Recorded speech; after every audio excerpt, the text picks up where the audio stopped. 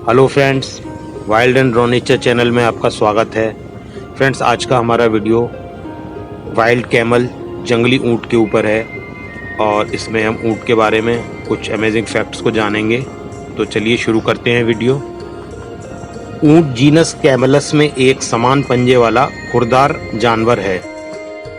इसकी पीठ पर फैट जमा होता है जिसे कूबड़ के रूप में जाना जाता है और ऊँटों को बहुत लंबे समय से इंसानों ने पालतू बनाया हुआ है और एनिमल लाइव स्टॉक अर्थात पशुधन के रूप में वे भोजन, दूध और मांस और कपड़े, फाइबर और बालों से प्राप्त सामग्री द्वारा प्रदान करते हैं। फ्रेंड्स, ऊँट कामकाजी जानवर हैं, वर्किंग हैं और विशेष रूप से उनके रेगिस्तानी आवास के लिए उपयुक्त हैं और यात्रियों और माल के लिए ट्रांसपोर्ट का एक महत्वपूर्ण जरिया हैं।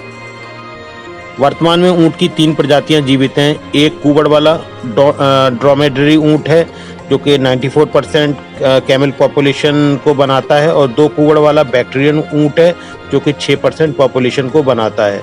जंगली बैक्टीरियन ऊँट एक अलग प्रजाति है और अब गंभीर रूप से लुप्तप्राय है। ऊँट शब्द का उपयोग अनऑफिशियल रूप से बहुत ही लार्ज स्केल पर भी किया जाता है और जिसमें इसकी फैमिली की सभी 7 प्रजातियां शामिल होती हैं। और सहारा डेजर्ट में आप ऊँट सवानों की श्रृंखला को देख सकते हैं और उपरोक्त 3 प्रजातियों के साथ ही न्यू वर्ल्ड के भी ऊँट हैं जैसे लामा, अल्पाका, गुआनाको और विकुना, जो अलग जनजाति लामिनी से रिलेटेड हैं। ऊँटों की उत्पत्ति इयोसीन युग के दौरान नॉर्थ अमेरिका में हुई।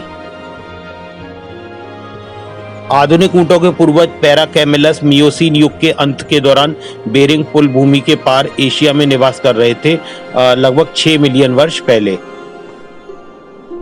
और ये आप ड्रोमेडरी कैमल को देख सकते हैं जो कैमल पॉपुलेशन का 94% है और ये बैक्टीरियन ऊँट है जो कि 6% है और इसका साइंटिफिक क्लासिफिकेशन आप देख सकते हैं, कैमिलिडे फैमिली से ये रिलेटेड है।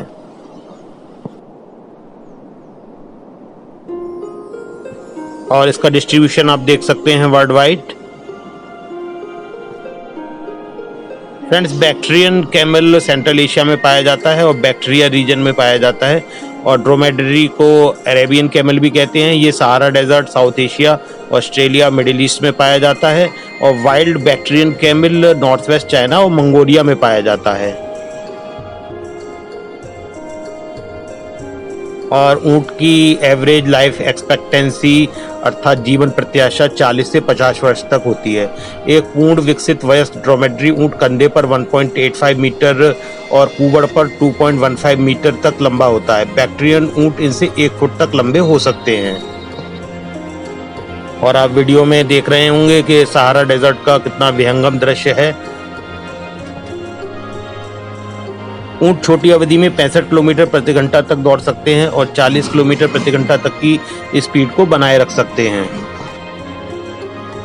और आप इसमें कजाकिस्तान में ऊँट पालन को देख सकते हैं और बैक्टीरियन ऊँटों का वजन 300 से 1000 किलोग्राम तक होता है और ड्रोमेड्रीज का वजन 300 से 600 किलोग्राम तक होता है। और ये कजाकिस्तान के दृश्य दिखाए गए हैं वीडियो में जिसमें कि आप देख सकते हैं कि किस तरह से उन ऊँटों को पाला जाता है, फार्मिंग की जाती है। और ऊँट के खुर पर फैली हुई उंगलियां विभिन्न मिट्टी के तलछटों के लिए एक अलग से पकड़ प्रदान करती हैं।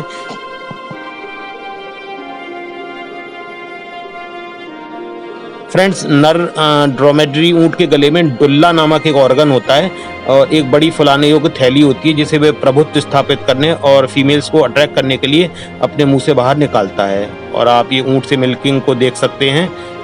और ऊँट के कूबड़ में वसा जमा होती है जिसका उपयोग भोजन की कमी होने पर पोषण के लिए किया जाता है। यदि ऊँट कूबड़ के अंदर वसा का यूज कर लेता है तो कूबड़ ढीला हो जाता है और नीचे झुक जाता है, जिसे आप पिक में देख भी सकते हैं।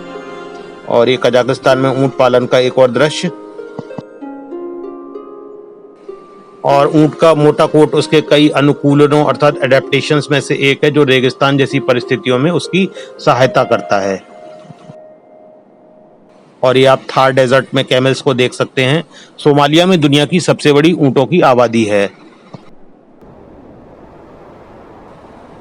ऊँटों में शारीरिक अनुकूलन की एक श्रृंखला होती है जो उन्हें पानी के बिना और किसी बाहरी स्रोत के बिना भी लंबे समय तक जीवित रहने की अनुमति देती है।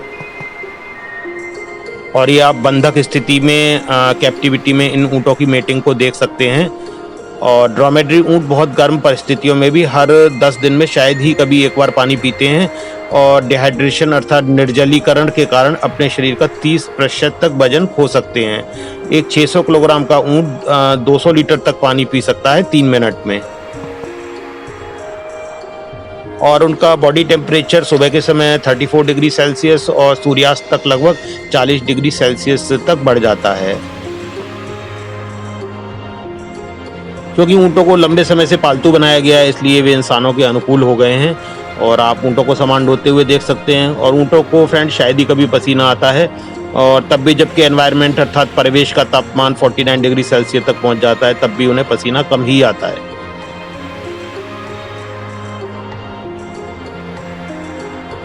ऊँट पानी में अपने शरीर के वजन का 25% कम होने का सामना कर सकते हैं, जबकि अधिकांश अन्य मैमल्स केवल 12 से 14% डिहाइड्रेशन अर्थात निर्जलीकरण का सामना कर सकते हैं।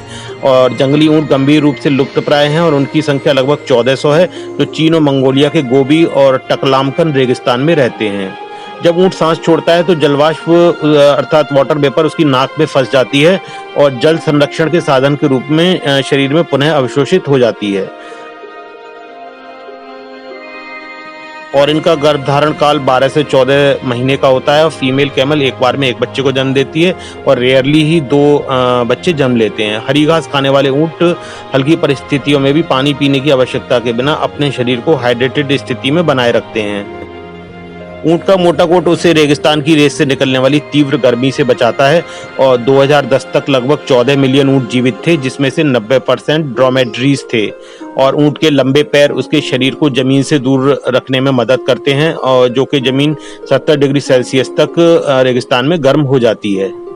और ऊँट के मुंह में चमड़े की एक मोटी परत होती है जो उन्हें कांटेदार रेगिस्तानी पौधों को चबाने की अनुमति देती है।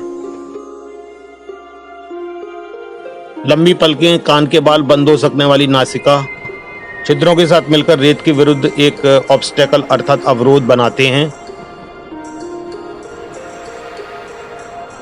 यदि उनकी आंखों में रेत फंस जाती है तो वे अपनी ट्रांसल्यूसेंट अर्थात पारभासी तीसरी पलक, जिसे निक्टिटेटिंग झिल्ली भी कहा जाता है, का उपयोग करके इसे हटा सकते हैं। और कामा भी एक हाइब्रिड ऊँट होता है। इसका आकार ऊँट और लामा के बीच का होता है और गुणसूत्रों की संख्या समान होने के बावजूद ये बांझ होते हैं। ऊँट की किडनी और आंतें पानी को पुनः एब्जॉर्ब करने में बहुत ही एफिशिएंट होती हैं। ऊँट का यूरिन एक गाढ़ी चाशनी के रूप में निकलता है और ऊँट का फीकल मैटर इतना सूखा होता है कि आग जलाने के लिए इस्तेमाल करने पर उसे सुखाने की आवश्यकता नहीं होती है। आज अधिकांश ऊँट पालतू हैं।